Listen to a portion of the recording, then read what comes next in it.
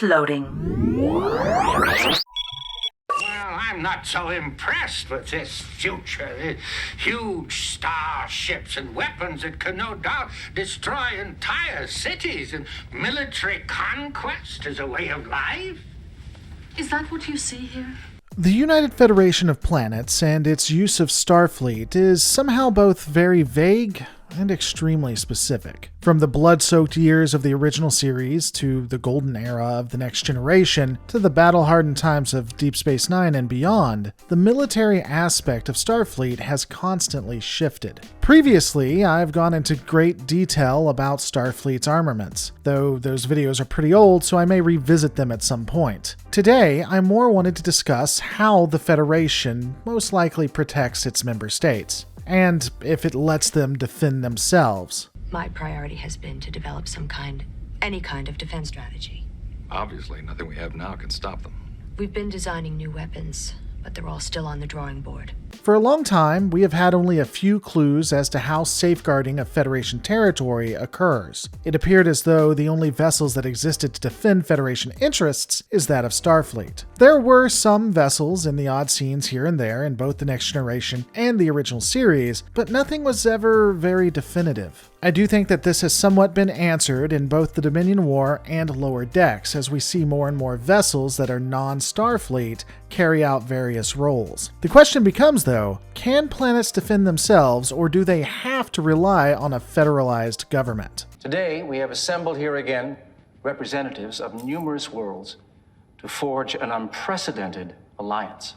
With this coalition of planets, when breaking this down, we have to specifically look at the United Federation of Planets. We have to analyze the founding. The UFP is ultimately the successor state of the Coalition of Planets, and the Coalition of Planets had been multiple things, but predominantly was an agreement between a majority of the Alpha and Beta Quadrant powers to come to each other's mutual aid and defense. Though to be fair, it did also include trade agreements among other things, but that's out of the scope of this essay. This alliance brought the best of the various contributing governments to defeat any foe that would stand against them. This would grow and exist until the group came together to become signatories in the Articles of the Federation. These articles created a strong central government where the members would be required to have open trade of technology and information. A new Starfleet was formed and an entire line of federalized exploratory and battleships were constructed. These vessels would explore strange new worlds, seek out new life, and defend against enemies, both foreign and domestic. For all intents and purposes, the ships would be both the police force and the military of the United Federation of Planets. They would assist in defending and delivering cargo, protecting a system against pirates, and attempting to quell civil unrest. Not to mention defeating enemies that would threaten the entirety of the Federation. But that doesn't answer the question. It still remains, were member planets allowed to have their own defense forces? While we can't know for sure, I do think that local militias probably still existed. As stated, we see this a little bit in The Next Generation and definitively in Lower Decks, along with Deep Space Nine. It appeared that individual governments would be permitted to keep local defense forces that could guard their interests at a local level.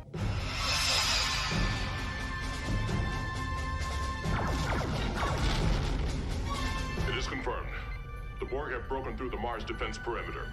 Interestingly though, as we see in multiple series, these vessels are significantly underpowered in comparison to the federalized ships. While I'm not saying that militia forces couldn't be a threat, the difference in the power levels between a militia vessel and that of a Starfleet vessel is significant. As an example, when we see both a Vulcan ship and a Starfleet ship fight a Pac-led ship, the Vulcan vessel is taken down far more easily than the Starfleet one. So that leads to another question. Is this done on purpose? Again, the Articles of Federation requires that all knowledge and technology be shared, but the militia vessels remain subpar compared to Starfleet equivalents. It is possible that the Federation would restrict what could be upgraded on various ships. They would only allow the most powerful weaponry to be installed on the federalized vessels.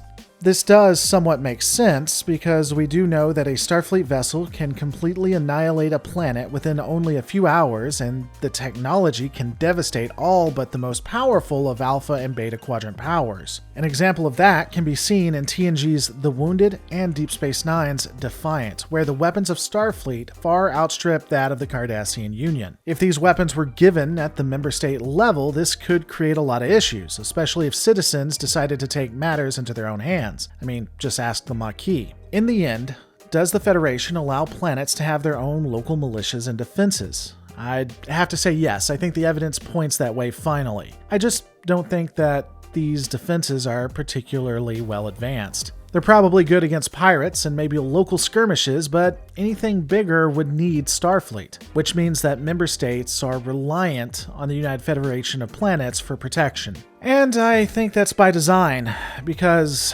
why wouldn't it be? It's the Federation. But these are my thoughts. What are yours? Let me know in the comments below. Don't forget to rate, comment, subscribe, and I'll see you on the next Lore Reloaded.